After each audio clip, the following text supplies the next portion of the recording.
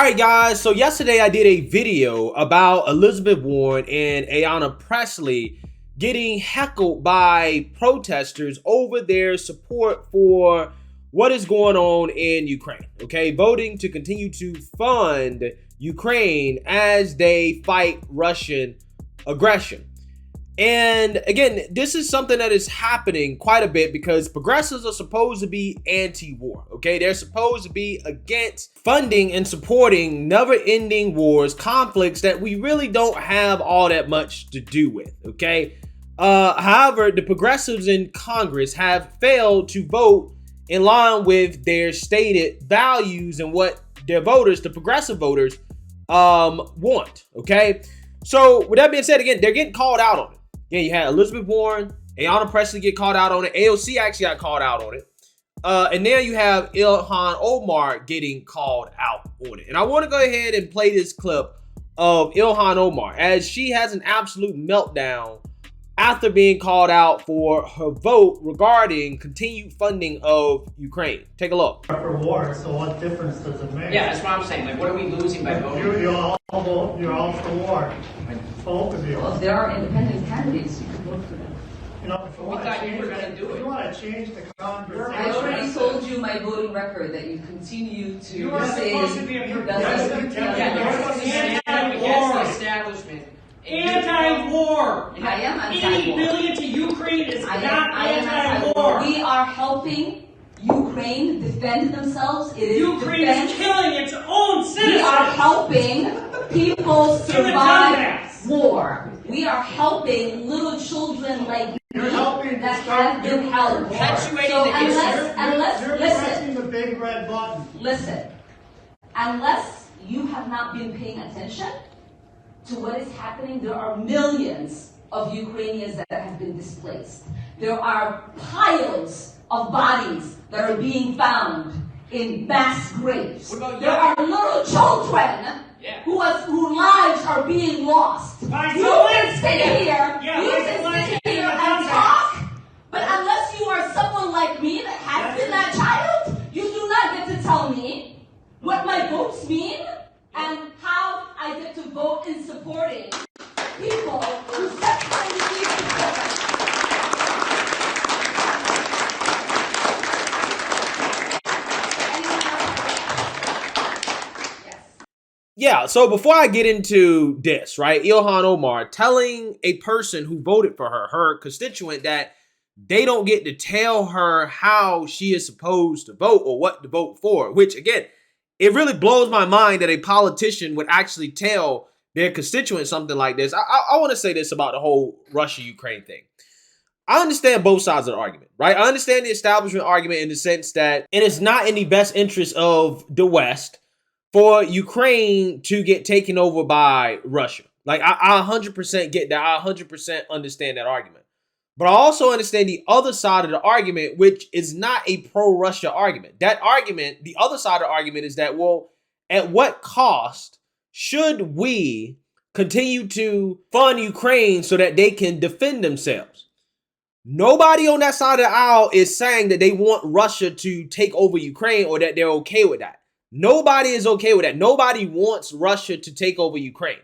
The argument is simply, if it means that we escalate this to a nuclear war, then we should probably reconsider what we're doing, okay? That is what the argument is. But apparently, according to these people, right, the Democrats, this is a pro-Putin argument, right? It is a pro-Putin argument to simply say, look, I don't want a nuclear war. I don't want this to turn into a nuclear conflict. We don't know what Putin is willing to do, right? There's stories that come out, you know, periodically in which it seems like Putin is a madman, right? He's losing his mind.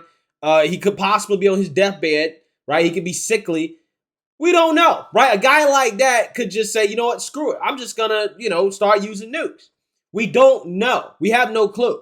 So I think what people are afraid of is nuclear conflict. And the Biden administration is not doing a good job of trying to ease people's fears when he periodically comes out here and talks about the possibility of a nuclear conflict, right? You're not making anybody feel better about it. So when people listen to that and they hear that, they say, okay, well, should we continue to send billions of dollars over to Ukraine to potentially have this escalate into a nuclear war when we should probably be trying to use some diplomacy and say, hey, you know what?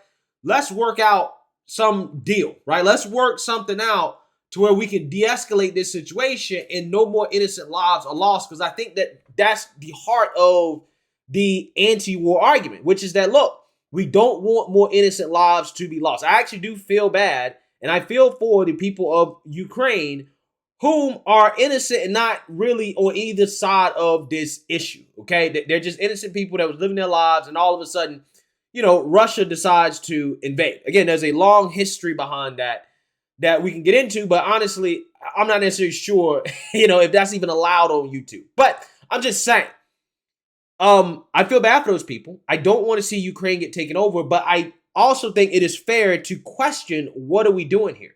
And this is part of the reason why I wish that Trump was president, okay? Because I think that in a situation like this, Trump would use a diplomatic approach, right? The liberal media kikis and ha-has about Trump and his relationship with Putin, but sometimes you got to realize that maybe it is okay, right? Or it could be a good thing for a leader to try to reach across to other leaders, foreign adversaries, and to talk to them, to have an open conversation with them, which I think that that's what Trump would be willing to do. Trump would actually be willing to say, hey, look, how can we figure out a way to make this work for both of us so that this doesn't escalate into nuclear conflict? I think that Trump being in charge would be a lot better than what we got going on right now, which, again, it's funny because the mainstream liberal media swears up and down that if Trump is in charge, that's going to get us into a war.